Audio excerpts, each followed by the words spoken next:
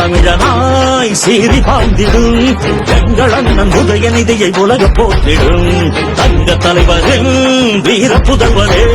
சூரியனாய் சுடலும் உன்னை கழகம் வாழ்த்திடும் கோடான கோடி மக்கள் உரிமை மீட்டிட